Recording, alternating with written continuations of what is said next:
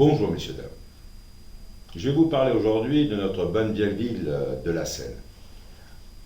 Quelques personnes mal intentionnées comparent la ville de la Seine à des pays comme la Grèce, où on explique que cela a été une succession de très mauvaises gestions.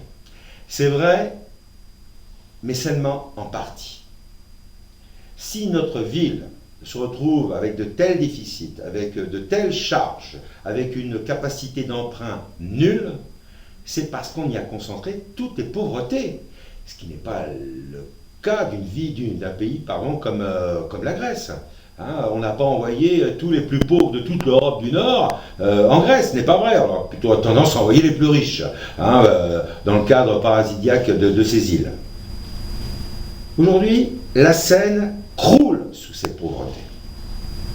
Mais dans le même temps, à aucun moment, l'agglomération, c'est-à-dire les autres villes, n'ont voulu en prendre en compte ce poids démographique qui pèse sur notre cité. Nous n'avons pas le droit d'admettre cette situation. Je remarque que pas un de mes concurrents ou adversaires ne met en avant ce point. À aucun moment, ils ne veulent prendre en compte le concentré de pauvreté. Parce que, comme souvent je l'exprime, comme il y a une répartition des richesses, il doit y avoir aussi une répartition des pauvretés. Dans ces cas-là, la ville de Sifour, de Toulon, d'Olioul, de La Valette, de Hyères, n'ont qu'à prendre aussi une part de nos pauvretés. Mais ça, ils ne veulent pas le faire. Donc, il faut qu'une solidarité se fasse au sein de l'agglomération. Pas parce que nous faisons l'aumône, bien sûr que non, mais parce que ça nous est dû. On ne peut pas récupérer les pauvretés des autres villes et ne pas avoir les budgets qui vont avec. Et là, vous comprenez mieux pourquoi la ville de la Seine ne pourra pas éternellement continuer sur sa lancée. Nous sommes dans le mur. Ça, c'est une réalité démographique, économique, politique. Tout le monde le sait. Mais c'est le grand tabou. Personne, je dis bien personne, ne veut en parler.